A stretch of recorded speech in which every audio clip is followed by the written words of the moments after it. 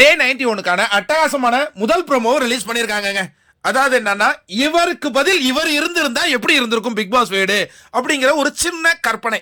இப்ப 9 பேர் இந்த பிக் பாஸ் வீட்ல இருக்காங்க.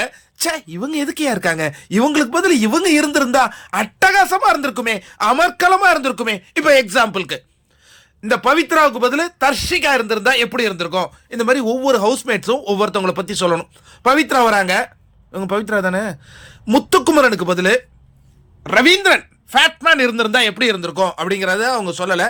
பட் சௌந்தர்யா இவர் சொல்றாரு, ரயான் சொல்றாரு, சார் இந்த முத்துக்கு பதில் அந்த ஃபேட்மேன் இருந்திருந்தா இப்போ ஒரு டாப் 9 உட்காந்துருப்பாங்களே, அதுவே இருந்திருக்காரு சார். அவர் இந்த கேமுக்காக தன்னை அர்ப்பணித்து கொண்டு தன்னை இது பண்ணிக்கிட்டு வந்தார் சார். ஒரே வாரத்தில் பொட்டியை தட்டி அனுப்பிட்டாங்களே. ரயான் எங்களுக்கு தெரியும், ரயான் யாரு டம்மி பீஸ் யாரு நல்ல பீஸ்னு தெரியும் ரயான், விடுங்க ரயான்.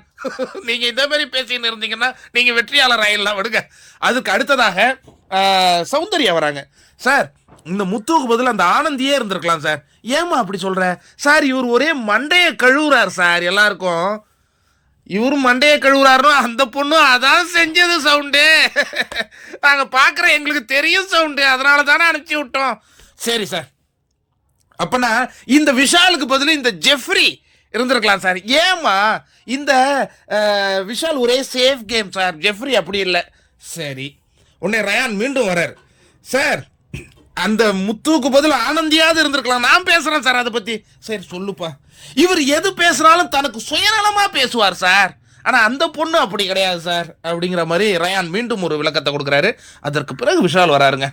இந்த ஜாக்லினுக்கு பதில் அசின் இருந்திருக்கலாம் சார். ஏன் அசின் இருந்திருக்கலாம்? அசின் பாசத்தை வச்சு கேம் ஆடினாங்கன்னு சொன்னாங்களே ஜாக்லின். அவங்க மட்டும் என்ன பண்றாங்களா? ஃப்ரெண்ட்ஷிப்பை வச்சு கேம் தானே ஆடுறாங்க அப்படின்னு ஒன்று ஆடியன்ஸ் சைட்லேருந்து ஒரு கிளாப்ஸ் பறக்குது. சரி, இன்னைக்கு எவிக்ஷன் டேவா? நான் முத்து இன்னைக்கு உனக்கு வாங்கின பட்டம் சுயநலவாதி, மண்டைய கழுவ தேவையா உனக்கு? ஆனால் எனக்கு தெரிஞ்சு முத்து மண்டைய அதான் டாஸ்க், அது மண்டைய கழுவி கூட்டு போயிடுறாருல, அப்படி சொல்லியிருக்காங்களோ. ஓகே.